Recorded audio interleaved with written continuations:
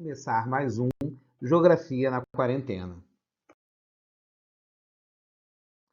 Turma de 9º ano, módulo 4, Problemas Ambientais Globais. Lembrando que isso é uma atividade para ser feita em conjunto com pais, alunos, né, nesse momento em que estamos enfrentando a pandemia da Covid-19 e precisamos manter o isolamento social, manter o protocolo de lavar sempre as mãos e cuidar de si mesmo e dos nossos. Fique bem. Olá, no último módulo a gente falou sobre consumismo, esse comportamento, né, de consumo exagerado de produtos, falou de obsolescência planejada e de obsolescência percebida e de como a indústria cria desejos de consumo para manter, né, o consumo de produtos, para manter a produção de produtos e para com isso manter a própria economia. Mas a gente chegou numa conclusão de que tinham dois grandes problemas aí abertos com essa dinâmica, né? com essa produção linear. Né? O vídeo até nosso que a gente assistiu, a gente falava muito dessa falsa ideia de uma linearidade e de não pensar nas coisas como um ciclo. Os dois principais problemas apontados seria o consumo desenfreado de recursos naturais e o grande volume de lixo produzido. Então a gente vai discutir um pouco, né, a questão dos recursos, a questão do lixo e depois pensar, né, como nessa situação de globalização da economia a gente também tem problemas ambientais que se tornam globais, ou seja, afetando o mundo inteiro ao mesmo tempo. Vamos lá? Então, quando a gente fala em recursos naturais, né, recursos minerais, a gente tem que pensar que existem duas classificações, dois tipos de recursos. Existem os recursos não renováveis e existem os recursos renováveis. O que são os recursos não renováveis? São aqueles recursos que têm um limite, eles são finitos, eles acabam. Eles não podem se renovar, ou pelo menos não podem se renovar numa escala de tempo humana. Né? Eles demorariam milhões de anos para se renovar. Basicamente, todos os minerais, todos os minérios, prata, ferro, alumínio, mercúrio, ouro, minérios não metálicos, mármore, fluorita, todos os combustíveis fósseis como carvão mineral, como gás natural, o petróleo, né? Além de alguns minerais radioativos como urânio, rádio, todos esses recursos eles são não renováveis, né? Eles não se renovam. Já os recursos renováveis são aqueles que têm um ciclo, né, uma periodicidade possível de ser administrada pelo homem. Eles têm uma capacidade de renovação. Após o homem utilizar, ele pode ser renovado imediatamente ou depois de algum tempo. Né? Então, o que são esses recursos renováveis? Primeiramente, as plantas, a biomassa, né? As florestas, as plantações, a madeira, o carvão vegetal, a lenha, né? A cana-de-açúcar para fazer combustível, para fazer biodiesel, né? As plantações de soja para fazer óleo vegetal, o próprio solo, são recursos renováveis. É claro que o solo precisa de uma ajuda de adubo, precisa de um tempo para se recuperar, mas ele é um recurso renovável na escala de tempo humana.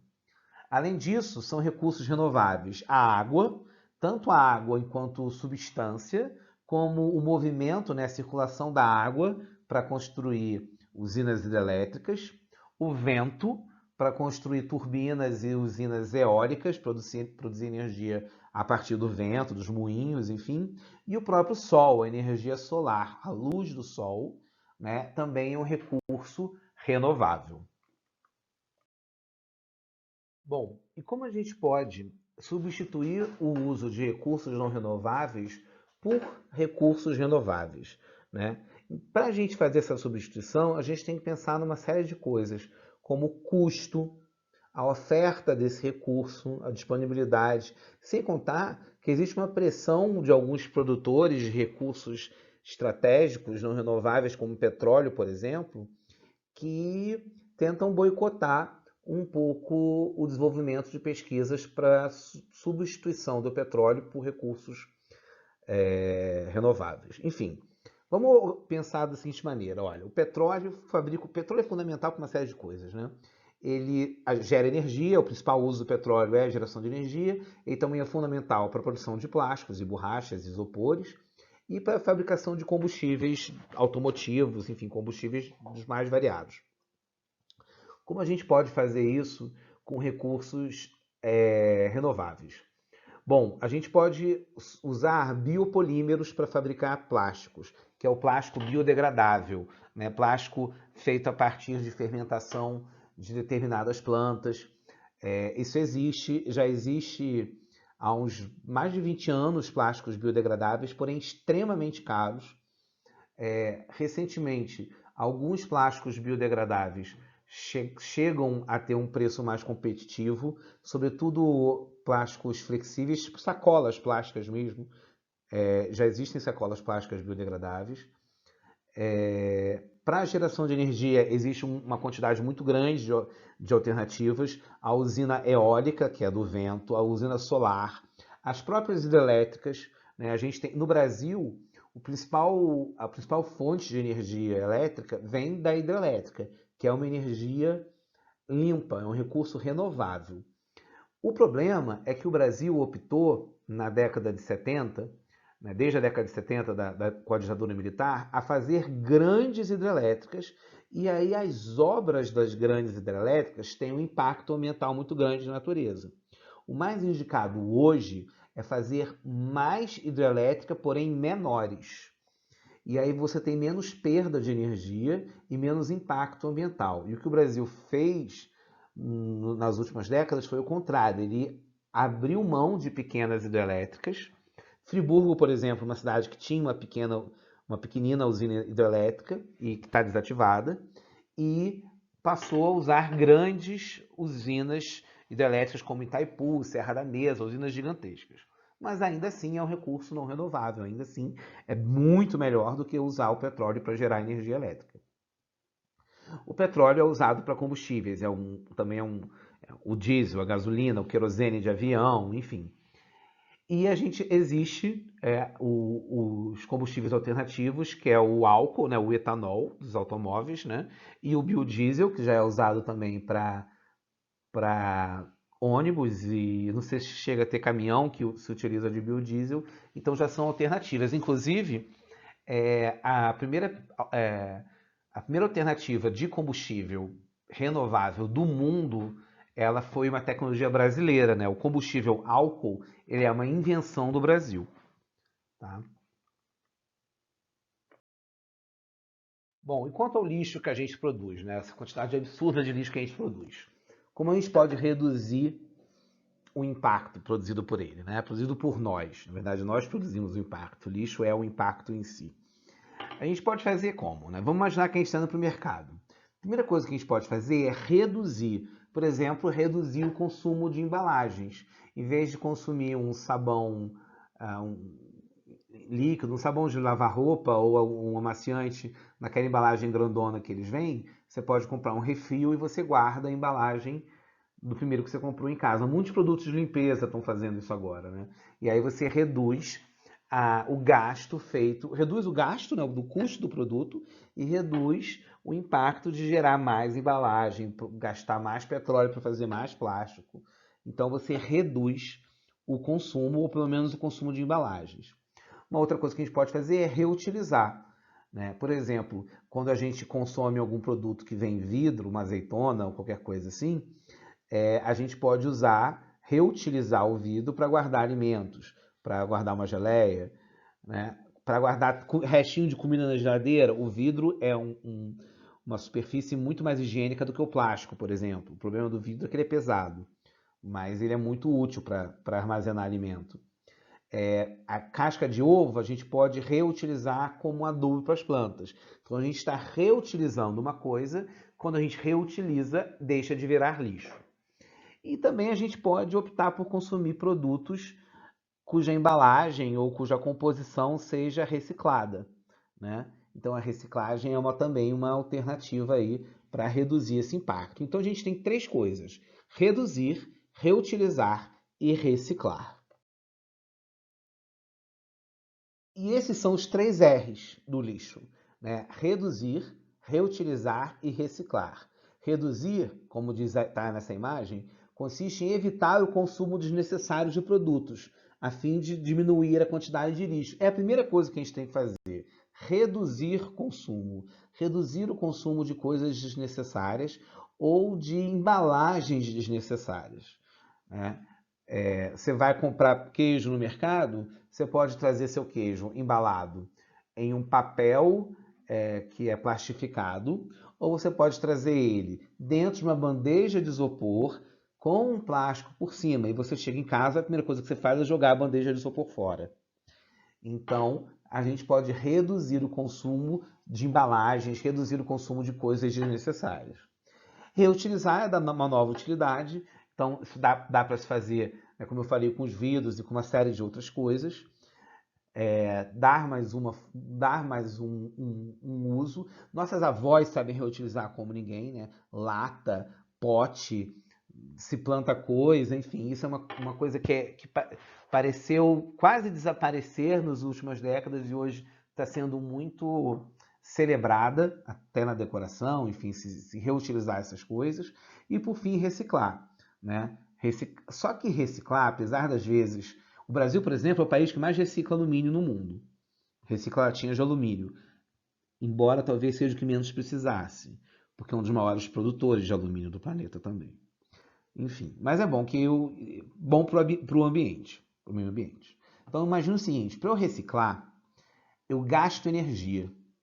Eu tenho que derreter aquilo para fabricar de novo. Então, alguns produtos a reciclagem vale a pena economicamente, outros não. Alguns produtos, quando eu reciclo, eu não tenho perda de material. Por exemplo, o vidro. 1 quilo de vidro vira 1 quilo de vidro. Só que reciclar vidro é muito caro. O vidro é um excelente produto para ser reutilizado, mas reciclar é caro. O papel você recicla muito barato.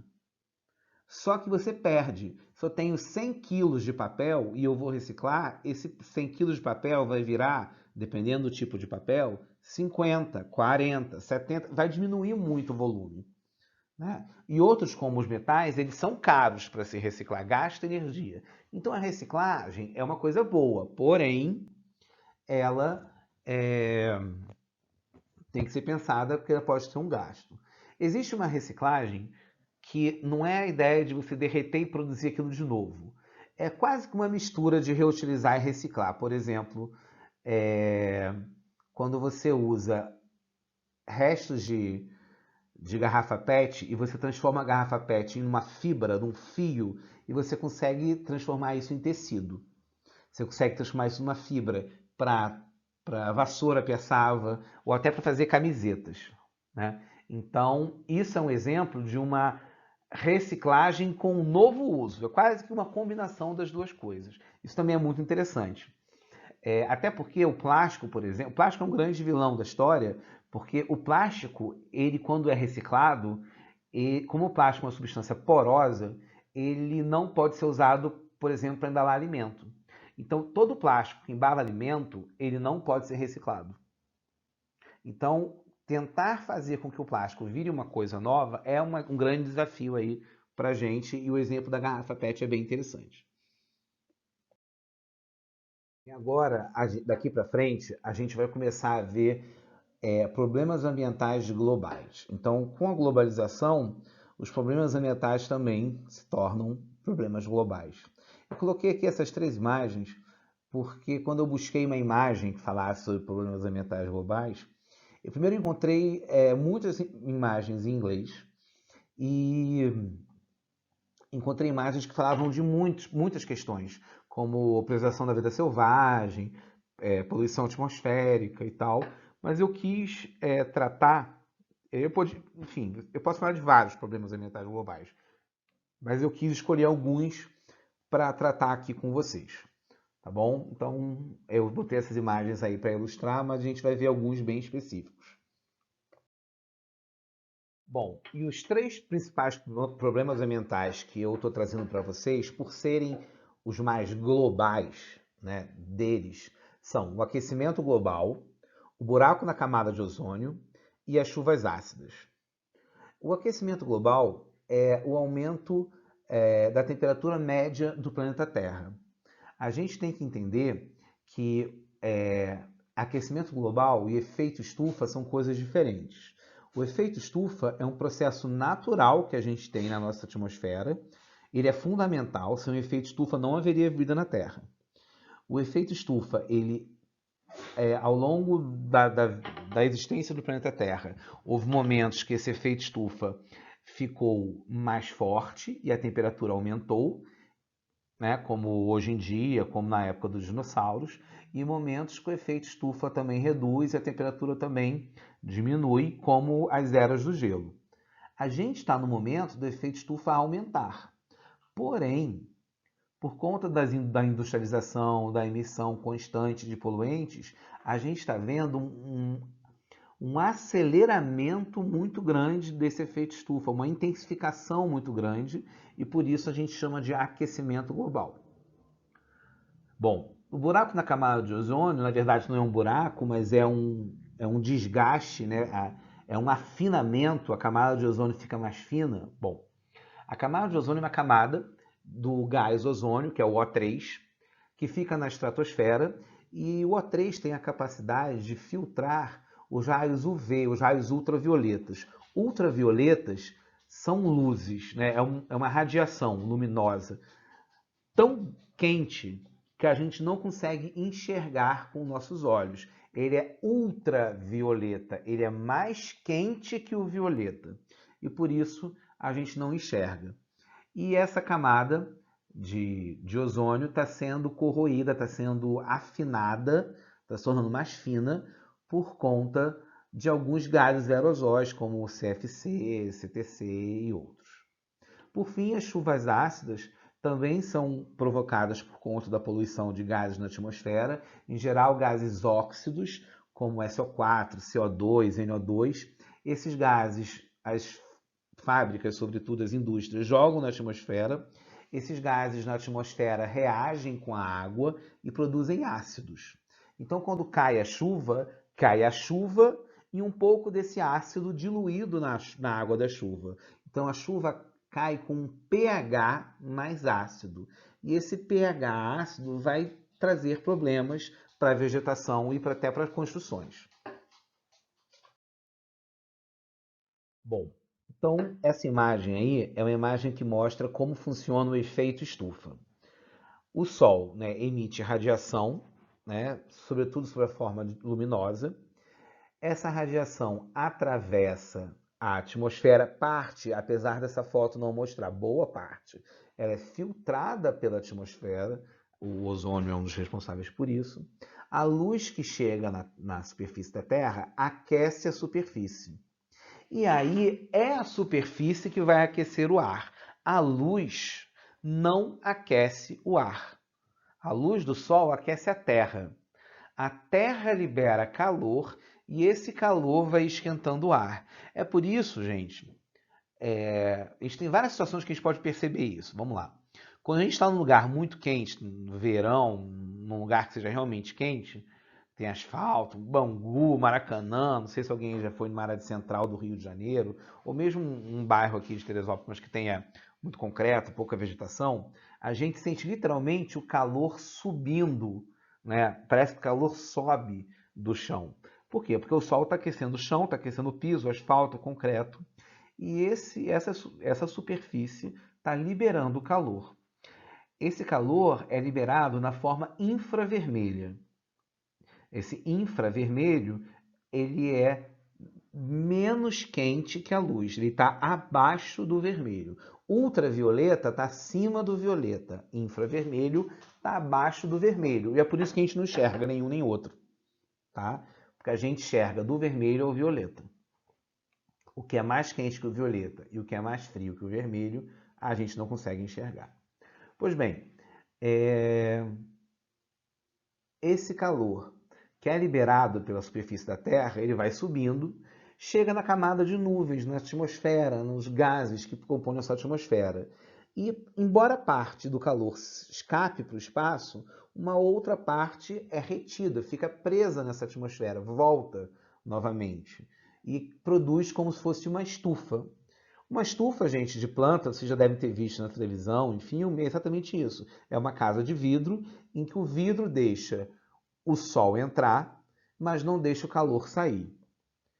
Se você já ficou dentro de um carro no sol, você sabe como ele fica quente ali dentro. Por quê? Porque o sol entra pelo vidro do carro, mas o vidro não permite que o calor saia. Então é exatamente isso que é a sensação de estufa. Isso não é um problema. Isso é fundamental. Se a gente não tivesse efeito estufa, a Terra teria dias extremamente quentes, porque o Sol ia bater na Terra sem ter atmosfera para proteger, e a noite seria absurdamente gelada, porque não ia ter atmosfera para manter um pouco de calor à noite. E aí não haveria como desenvolver vida na Terra. É o efeito estufa que torna a temperatura da Terra mais equilibrada e por isso é possível ter água, por isso é possível ter gelo, por isso é possível ter vida.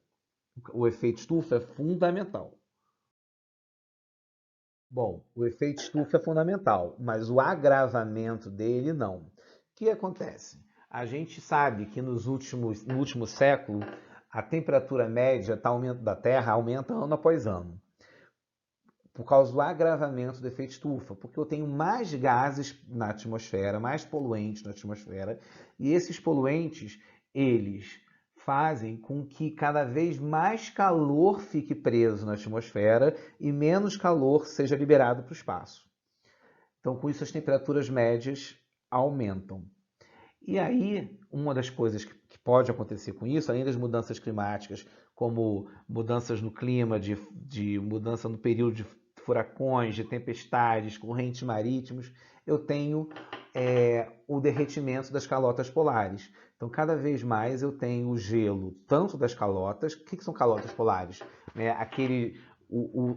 Aquela camada em cima do oceano glacial ártico, que é congelada, e o gelo das banquisas na costa da Antártida, além das geleiras que eu tenho nos continentes, nos Andes, nas montanhas rochosas, eles derretem muito mais rápido. Cada vez mais os invernos nesses lugares têm menos neve nas altas montanhas, então não existe uma reposição daquela neve, daquele gelo.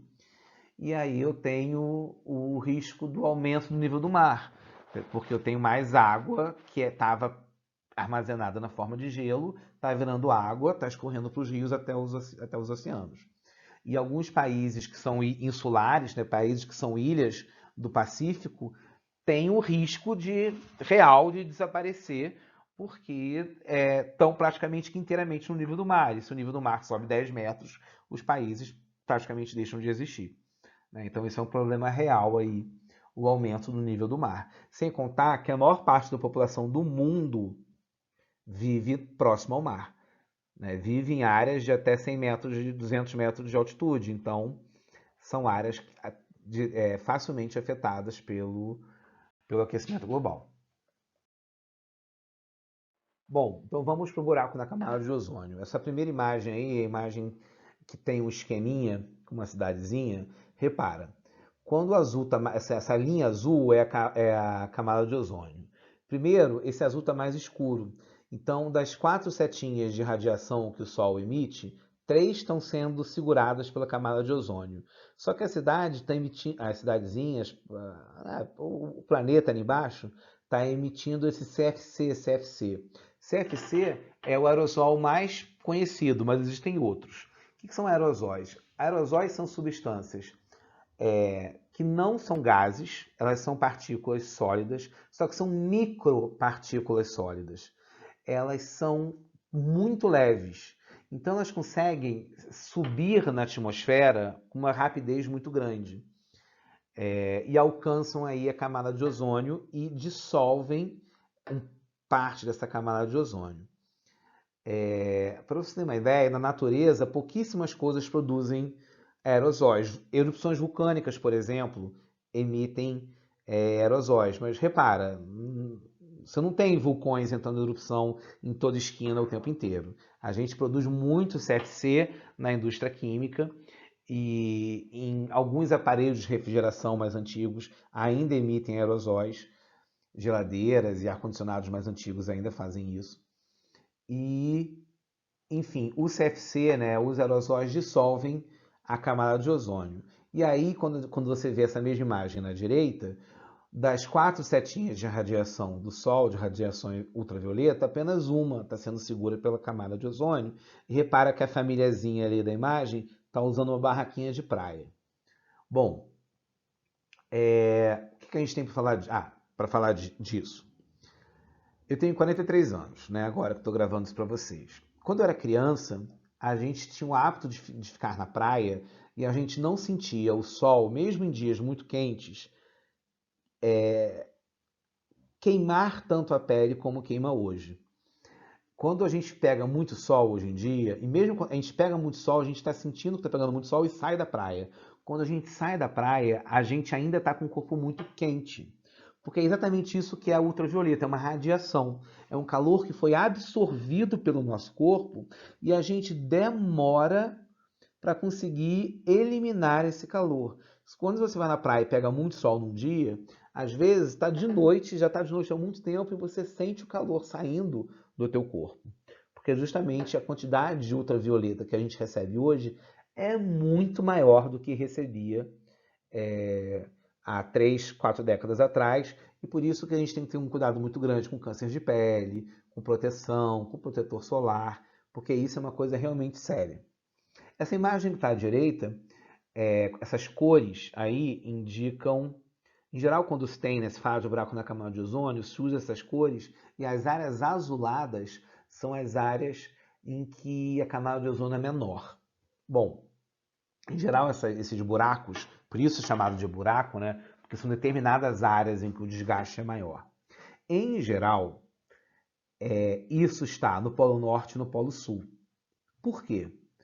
Porque por conta do giro da Terra em torno de si mesmo, a atmosfera, a quantidade de ar, a altitude da atmosfera, a coluna de ar em cima da Terra, na região equatorial, na região tropical, ela é maior. E a quantidade de ar, a altura, né, na região polar é menor. Então, quando a gente imagina a atmosfera ao redor da Terra, se a Terra for redonda, a atmosfera já é um pouco mais ovalada, ou seja, nos polos a atmosfera é mais fina. Se a atmosfera é mais fina, as camadas da atmosfera nos polos também vão ser mais finas. Então, nos polos, eu tenho, como a camada de ozônio já era mais fina, eu tenho a questão do buraco ainda mais séria. E para piorar a situação, onde é que está a principal quantidade de gelo no planeta? Nas regiões polares. Então, buraco na camada de ozônio é um grande cúmplice do aquecimento global, porque ele agrava muito o problema do derretimento das calotas polares, talvez até mais, né, do que o próprio efeito estufa, né? A questão do buraco do ozônio é muito séria. E porque a quantidade de radiação que a gente tem ultravioleta no planeta é muito maior do que em décadas passadas. Isso é facilmente mensurável, né? Então, esse é o grande problema do buraco na camada de ozônio. As chuvas ácidas, como são formadas? Bom, a gente tem as indústrias, sobretudo indústrias químicas e indústrias metalúrgicas e siderúrgicas que queimam carvão. Elas emitem na atmosfera vários tipos de gases óxidos. Gases óxidos, vocês vão aprender mais tarde em química, que são substâncias que terminam em geral em O2, O4. Então, NO2, SO4, ClO2, enfim, são substâncias que têm um número grande de moléculas de oxigênio. Então, em geral, é um elemento químico e o oxigênio. O que acontece com esses gases óxidos? Esses óxidos, quando sobem na atmosfera, eles vão encontrar água, vapor d'água. E aí o óxido reage com a água. óxido reagindo com a água forma um ácido, uma substância ácida. Então, por exemplo, se a fábrica emitiu o óxido nitroso, vai se formar lá em cima com a chuva o ácido nítrico. Espero ter acertado. Enfim, o óxido de nitrogênio, que é emitido pela fábrica, vira nas nuvens o ácido de nitrogênio. O óxido de enxofre vira o ácido de enxofre, o ácido sulfúrico. Enfim, claro que não vai chover a substância ácido sulfúrico, porém, na chuva que vai precipitar, chuva, neve, orvalho, na condensação que vai acontecer nas nuvens, você vai ter água e um pouco de substância ácida. Então, a água ácida é água com pH baixo, com pH ácido. Então, o que acontece com essa água que tem acidez e que precipita, que cai do céu? Eu vou ter tem diferentes graus de acidez, né? Existem alguns registros de chuva ácida que a acidez era tão grande que a pele humana sentia uma certa coceira. Os relatos dizem que parece com aquela coceira que a gente tem quando sai da piscina e não toma ducha, quando o cloro seca na pele. Bom, mas em geral a acidez da chuva não é tão grande para a gente sentir, né? Para a gente que está na chuva sentir. Porém, aquilo que fica na chuva há muito tempo, sente. E o que fica na chuva há muito tempo? Prédios históricos, construções históricas, construções com mármore, fachadas históricas de mármore se dissolvem muito rapidamente com acidez. E a vegetação. A vegetação sofre uma coisa chamada desfolhamento, ou seja, elas perdem as folhas. Por quê? Você já observou uma folha de uma planta? Em geral, as folhas das plantas possuem o lado de cima e o lado do avesso. E o lado de cima da folha, em geral, é mais brilhante, como se tivesse uma encerada, né? Como ela fosse encerada em cima. E é uma cera mesmo. As folhas e os frutos possuem moléculas de ceramidas. Elas protegem a folha e fazem com que a gota de chuva que caia no lado de cima da folha escorra. Né? Então, é quase que uma impermeabilização de um dos lados da folha. Então, aquela água não vai ficar parada sobre as folhas para não oxidar as folhas. Como a água da chuva ácida é ácida, essa acidez vai dissolver a camada protetora das folhas. E com o tempo, as folhas vão começar a cair, as árvores vão começar a perder as folhas e as árvores vão morrer. Além disso, a chuva alcança o solo e pode produzir uma lixiviação, pode deixar o solo menos fértil. Pode também se misturar com os lençóis freáticos, escorrer para pequenos corpos d'água, como lagos. Você pode ter, então, a morte da vida das plantas aquáticas, dos animais aquáticos. Né? Então, você tem essa questão muito séria das chuvas ácidas. E por que é um problema global? Porque muitas vezes eu tenho a chuva ácida caindo não exatamente onde eu tenho as fábricas. Né? A poluição, né, os gases que saem de um lugar, eles podem se misturar com as nuvens e precipitarem, choverem em outro lugar, até outro país. Na Europa isso é muito comum. Né? Então, isso é encarado como um problema global.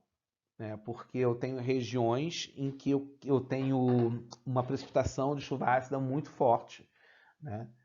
No Brasil, uma região que foi muito conhecida pela chuva ácida é a cidade de Cubatão.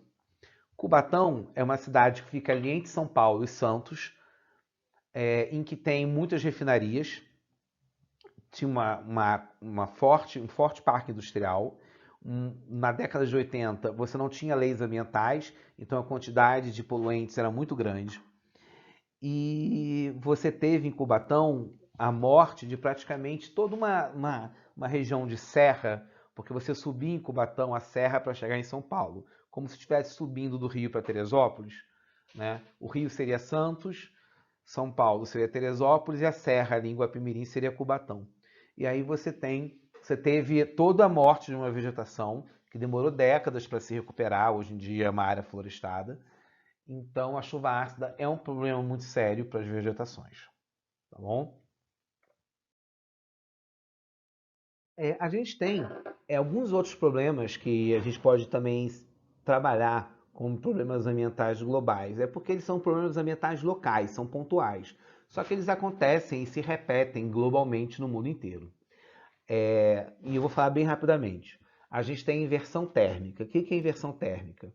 Durante o inverno, né, quando chega aquela frente fria, quando chega o ar frio, sobre um lugar industrializado, uma cidade grande como o Rio de Janeiro, em que eu tenho a emissão de gases quentes e muitos poluentes o tempo inteiro, o ar frio que chega, ele pode cobrir, ele vai tapar o ar quente poluído e vai impedir que o ar quente poluído dissipe, vai impedir que a poluição suba e se espalhe, né? O frio vai manter a poluição baixa e concentrada.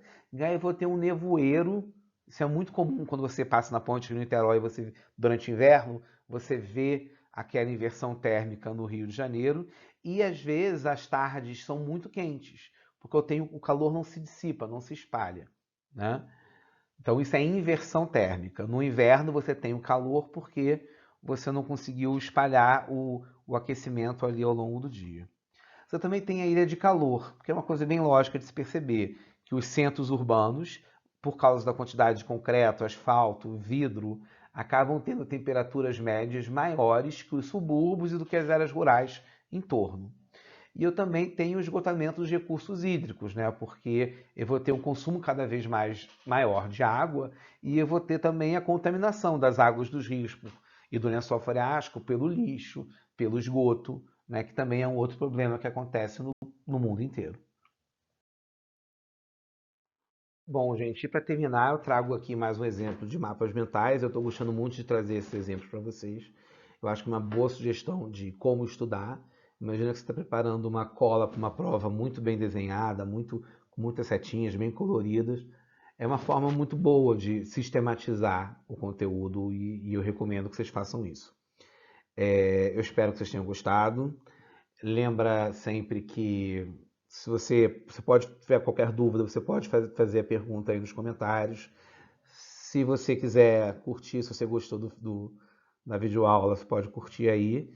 E se você quiser acompanhar as próximas aulas, é só seguir aí o canal, tá bom? Um abraço aí. E encerrando mais uma vez, falando que todo esse nosso estudar diferente de hoje em dia, ele precisa ser feito com o apoio da família. A família é fundamental mais do que nunca, né? É preciso que os alunos se esforcem, vençam a preguiça, né? Leiam sim, isso importa. Olha como a educação importa, olha como a ciência importa. Isso vai nos salvar, é isso que vai salvar a gente, né? Então, se esforcem, se cuidem, fiquem em casa e cuidem dos seus, que a gente vai vencer isso junto. Grande abraço.